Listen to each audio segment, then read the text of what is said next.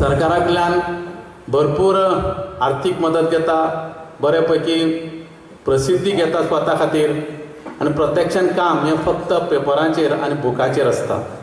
पूण हांगा एक वेगळे तरेचें काम पळोवपाक मेळटा। तें कार्य खरें म्हटल्यार आमच्या डिपार्टमेंटाची एक स्कीम आसा, समाज कल्याण खात्याची उम्मीद स्कीम। जवळ जवळ गोंयान 32 उम्मीद सेंटर आसा। पूण ह्या सगळ्यांचेर वरचड अशी एक म्हाका दिसता सरकाराक सुद्दां एक हो एक्सपेरिमेंट म्हणून घेवचो पडटलो आनी अशे तरेची संस्था आनी अशे तरेचें कार्य जे बिचोलेन चल्लां तें बाकीच्या इतर भागांनी करपा सारके एक अनुभव म्हाका हांगा मेळ्ळो आसा।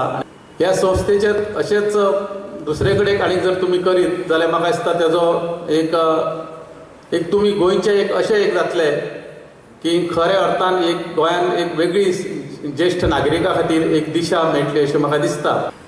हेंचे कार्य पळोवन आयज दिवचलकार ह्या दिवचलकारांक मोठो अभिमान दिसता। कोणाची संस्था, कोण कोण मेंबर, कोण अध्यक्ष हेची सहज चौकशी केली वयता अशें कार्य आयज ह्या संस्थेन चलिल्लें आसा। जो पर्यंत आपल्या आंगान शक्ती आसा, आपली प्रकृती धडधकट आसा, तो पर्यंत समाजा खातीर वावरपाचें काम आयज ज्येष्ठ नागरीक करीत आसा।